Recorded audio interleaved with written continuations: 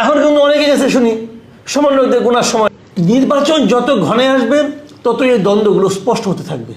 সার্জিসের একটা ভিডিও দেখি, প্রায় বঙ্গবন্ধু আমার বঙ্গবন্ধু নামে ভাষণ দিচ্ছেন, দিতে গলার রগ প্রায় ছিঁড়ে গেছিল। একজন লোক আওয়ামী লীগ করছে, অতএব সে অচ্যুত হয়ে গেছে।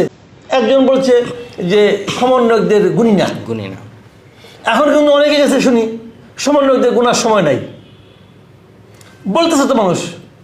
তাহলে এইগুলি দ্রুত ছড়ায়। সমন্বয়করা যে এত ভালো ভালো কাজ করলো ওটা নিয়ে কিন্তু কোনো আলোচনা হচ্ছে না। এইভাবে ছড়ায়। তারা কতটুকু নিজেদেরকে কন্ট্রোল করতে পারবে। অনেকে হিসাব চাচ্ছে, আপনারা এই ভাড়া দেন কোত্থেকে বলেন, গাড়ি পান কোথায় বলেন, এই হিসাবগুলো আসা থাকবে কিন্তু। কাজে এইগুলি উঠবে, তারপর তারা পলিটিক্যাল পার্টি করবে, করার পর তারা কি বলেছে, কারে অপমান করেছে, কাকে শ্রদ্ধার সঙ্গে কথা বলছে, সব আলোচনাই হবে। নাহিদ ইসলামের স্ট্যাটাসের প্রেক্ষিতে সজীব ভুঁইয়া কিন্তু একটা স্ট্যাটাস দিয়েছিল এবং সেখানে উনি বলেছেন যে যারা নাকি নির্বাচন করবে তারা উপদেষ্টা পদ থেকে পদত্যাগ করে নির্বাচন, যদি কেউ করে পদত্যাগ করে করবে। এই কথা একদমই অর্থহীন। এটা হাসিনা আমল, আমার ওনার কথা শুনে মনে হয়েছে কি যে আমি বোধহয় হাসিনা আমলের কথা শুনতেছি। কেমন যে উনি ধরেন আপনার নির্বাচনের নমিনেশন পেপার সাবমিট করার আগ পর্যন্ত উপদেষ্টা থাকলেন, তারপরে এখান থেকে পদত্যাগ করে যে নমিনেশন পেপার সাবমিট করলেন, এই করে যেন উনি এখানে ফিল্ড ওয়ার্ক করলেন ওনার এই পদকে করে পুঁজি করে। তো এটা তো হলো না, এটা তো তত্ত্বাবধায়ক গভর্নমেন্টের ফরম্যাটের মধ্যে পড়ে না। তত্ত্বাবধায়ক গভর্নমেন্টের ফরম্যাটটা কী আসলে? সেটা হলো এমন একটা সরকার থাকবে নির্বাচনের সময় যারা নিজেরা নির্বাচনে প্রত্যক্ষ অথবা পরোক্ষভাবে অংশগ্রহণ করবে না। তো সেই ফরম্যাট তো থাকতেছে না। কাজেই মির্জা ফখরুলের আশঙ্কা আমি সাপোর্ট করি, মির্জা ফখরুলের আশঙ্কা সঠিক। এখন এর জবাব দিতে যে নাহিদ ইসলাম যা লিখেছেন তার ফেসবুকে, সেটা আমি মনে করি এটা খুবই একটা আপত্তিকর বক্তব্য। উনি কী লিখেছেন আমি এটা পড়ে শুনি আপনাকে, যে বিএনপির মহাসচিবের নিরপেক্ষ সরকারের দাবি মূলত আরেকটা ১/১১ সরকার গঠনের ইঙ্গিত বহন করে। বিএনপির এই দাবি ১/১১ ইঙ্গিত বহন করে কিভাবে? প্রমাণ করুক তো উনি। নিরপেক্ষ সরকার উনি চাইতে পারেন না। উনি একই সঙ্গে দুটো কথা বলেছেন যে যদি আপনারা এই আচরণই করতে থাকেন তাহলে আপনাদের নিরপেক্ষতা প্রশ্নবিদ্ধ হবে, তাহলে আপনি নিরপেক্ষ থাকেন। তো এইটা ১/১১ সরকারকে মানে গঠনের ইঙ্গিতটা কীভাবে করলো এটা আমার কাছে ক্লিয়ার না। এবং ১/১১ করে যে কথা আপনিও বললেন যে বিএনপির লাভ কী? বিএনপিতে কোনো লাভ নাই। কাজেই এই কথাটা ওই চেয়ারে বসে নাহিদ ইসলাম বলতে পারে কিনা এটা আমার আপত্তি আছে, ঘোরতর সন্দেহ আছে। আমি বরং নাহিদ ইসলামের বক্তব্যের একটা সবচেয়ে যে জিনিসটা খারাপ দিক দেখি সেটা হলো, আমি তো মনে করি এই কথা বলার মাধ্যমে উনি নিজেই একটা ১/১১ সরকারকে ইনভাইট করতেছেন। আপনি দেখবেন এর আগে কিন্তু উনি বলেছেন এই ওনার এই ইয়েতে স্ট্যাটাসে কিন্তু আছে যে আর্মির সঙ্গে মানে ৫ই আগস্টের পরে আর্মির সঙ্গে এই বিএনপি সহ রাজনৈতিক দলগুলো বসে একটা মানে আর্মি নির্ভর একটা সরকার গঠনের পায়তারা করছিল, ছাত্ররা সেটাকে বাধা দিচ্ছে, অমুক তমুক। তার মানে কি এগুলি বলার মাধ্যমে উনি কিন্তু ওনার স্ট্যাটাসের মাধ্যমে আর্মিকে একটা পার্টি হিসেবে দাঁড় করে দিয়েছে, জনগণের বিপরীতে একটা পার্টি হিসেবে দাঁড় করে দিয়েছে আর্মিকে। মানে ওনাদের কাউকে পছন্দ হচ্ছে না, আর্মিও পছন্দ হচ্ছে না, বিএনপিকেও পছন্দ হচ্ছে না, কাউকে পছন্দ হচ্ছে না। কিন্তু ওই মিটিংয়ে তো জামাতও ছিল, উনি জামাতের কথা কিন্তু বলে না, বিএনপির কথা বলতেছে। তো এইগুলি বলার মাধ্যমে হয়েছে কি উনি আর্মিকে একটা পার্টি বানিয়ে দিচ্ছেন।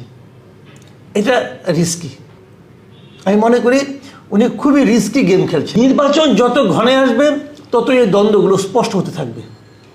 কারণ যেহেতু নির্বাচন থেকে উভয় পক্ষই নিজেদের স্বার্থ উদ্ধারের চেষ্টা করতে চাইছে, অতএব নির্বাচন যত ঘনে আসবে তত এই দ্বন্দ্বগুলো স্পষ্ট হতে থাকবে, ততই পোলারাইজেশনটা ক্লিয়ার হতে থাকবে যে কে কার সঙ্গে আছে বুঝতে পারবেন। যেমন এখানে আর্মির সঙ্গে এই মিটিংয়ে বিএনপি ছিল, জাতীয় পার্টিও ছিল, সেখানে তো জামাতের লোকও ছিল। নাহিদ ইসলাম কিন্তু তার বিবৃতিতে জামাতের নাম উল্লেখ করে নাই। তার মানে বোঝা যাচ্ছে জামাতকে উনি কিছু প্রতিপক্ষ মনে করছে না, বিএনপিকে মনে করছে। তো এখান থেকে কিন্তু আপনি মেরুকরণটা কিন্তু আপনার কাছে স্পষ্ট হয়ে যাবে আলটিমেটলি। এবং ওনাদেরকে আগে তো অনেকে বলেছে, এখন আরও বলার আরও ভিত্তি উনি তৈরি করে দিলেন যে ওনারা আসলে কার লোক, ওনারা কার হয়ে খেলতে চাচ্ছেন এটাও এখানে ক্লিয়ার হয়ে যাচ্ছে। এই স্ট্যাটাসের মাধ্যমে নাহিদ ইসলাম প্রমাণ করেছেন যে উনি একজন রাজনৈতিক ব্যক্তিত্ব, উনি কোনো অরাজনৈতিক সরকারের সদস্য নন। উনি এটা প্রমাণ করেছেন। আর অরাজনৈতিক সরকার একজন রাজনৈতিক ব্যক্তিত্বকে তার মধ্যে রাখবে কি না এটা তাদের ব্যাপার। আমি মনে করি ডক্টর ইউনূসের উচিত হবে দ্রুত এসে এই ছাত্র উপদেষ্টাদেরকে তার ক্যাবিনেট থেকে বের করে দেওয়া, এটা আমি মনে করি উচিত হবে না। দেখেন আমি একটা কথা বলি, এই কথা বলার মাধ্যমে উনি আসলে কাকে ব্লেম করলেন? স্বরাষ্ট্র মন্ত্রণালয়কে ব্লেম করলেন। স্বরাষ্ট্রমন্ত্রী কি বিএনপির লোক? গত 6 মাসে এই সরকার কোন সংকটটা সমাধান করতে পারছে বলেন তো আপনি? এই সরকারটাকে আমি বলবো একটা মানে আপনার ক্যাপাবল সরকার না, এরা কিছু সিরিয়াসলি নেয়ও না বোধ হয়। এই যে আপনি বললেন যে বিদেশি বিনিয়োগ কমে গেছে, কমে যাবে তো, কমে যাবে এই কারণে বিদেশের যাকে আপনি বিনিয়োগ করতে মুখে মুখে সবাই বলবে হ্যাঁ ইউনূস সাহেব বলছে অবশ্যই আমরা বিনিয়োগ করবো, অমুক করবো, সব বলবে। তারপরে তারা ওয়েট করবে যতক্ষণ পর্যন্ত দেশে একটা স্ট্যাবল গভর্নমেন্ট না আসবে ততক্ষণ পর্যন্ত কোনো বিদেশি এখানে বিনিয়োগ করবে না। এটা সারা দুনিয়ার নিয়ম। তারা তো জানে না যে এই সরকার কতদিন টিকবে। তারা একটা স্টেবল গভর্নমেন্ট যেখানে আসতে পারেন তারা জানে এই গভর্নমেন্ট মিনিমাম 4 বছর অথবা 5 বছর টিকবে, ওকে তাহলে আমি আমার বিনিয়োগটা করতে পারি। এই অস্থিরতার মধ্যে কেউ কখনো বিনিয়োগ করে না, যে কারণে ওনার কাছে প্রতিশ্রুতি দিচ্ছে কিন্তু এটা বাস্তবায়ন শুরু হবে নতুন একটা পলিটিক্যাল এবং ডেমোক্রেটিক গভর্নমেন্ট আসার পর। এটা তো খুবই লজিক্যাল, তো একটা সাথে ইন্টার রিলেটেড। তো অনেক প্রতিষ্ঠান বন্ধ হয়ে গেছে কেন? আগে তো সব প্রতিষ্ঠান আওয়ামী লীগ তো করায়ত্ত করছিল, তার হাতে নিয়ে নিয়েছিল সব প্রতিষ্ঠানের সে মালিক। তো এখন সেগুলো তো পলাইছে লোকগুলি, কারণ ওই লোকগুলি পলাইলে পরে ওই প্রতিষ্ঠানগুলো অনেকগুলি বন্ধ হয়ে যাচ্ছে। আমি একটা সিম্পল একটা এক্সাম্পল দিয়ে বলি, এই যে বেক্সিমকো গ্রুপ, বেক্সিমকো গ্রুপে সালমান রহমান তো এখন জেলে আছে, ভালো কথা জেলে আছে। তো এখন বেক্সিমকো গ্রুপে আপনি কী নিয়োগ করছেন? রিসিভার নিয়োগ করছেন। রিসিভার জিনিসটা কি ভাই? রিসিভার জিনিসটা কখন নিয়োগ করা হয়? সারা দুনিয়ার কি এটা তো কিছু কিছু বুঝি ভাই, বেশি বুঝি না, অল্প একটু তো বুঝি।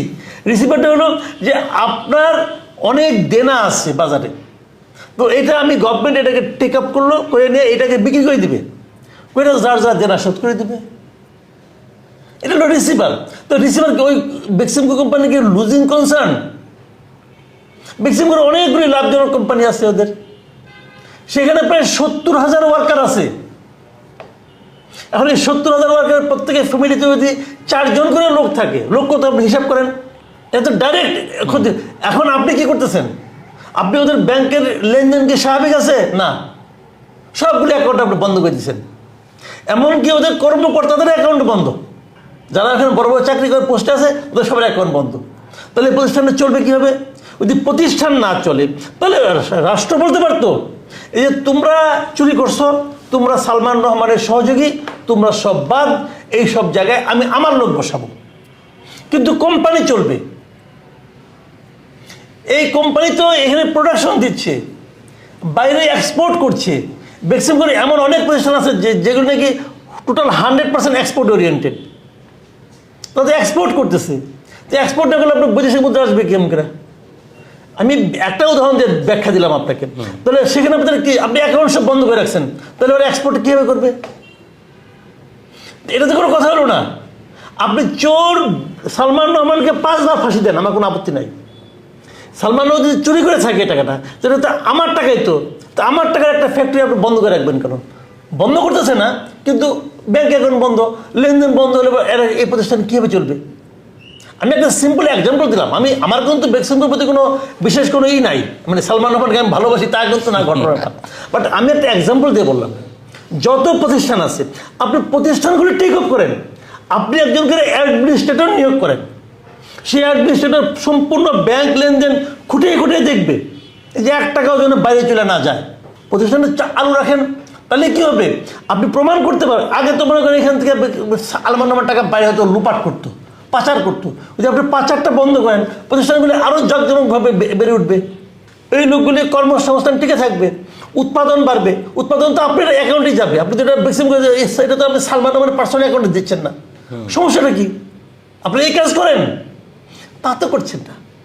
আমি মনে করি প্রত্যেকটা প্রতিষ্ঠানে এরকম যারা নাকি বিতর্কিত লোক আছে, বিতর্কিত প্রতিষ্ঠান আছে, গভর্নমেন্ট একজন করে অ্যাডমিনিস্ট্রেটর নিয়োগ করুক, নট রিসিভার, একজন করে অ্যাডমিনিস্ট্রেটর নিয়োগ করবে, এবং সেই অ্যাডমিনিস্ট্রেটর ওই প্রতিষ্ঠানটার সমস্ত কিছুকে আরও গতিশীল করার চেষ্টা করবে।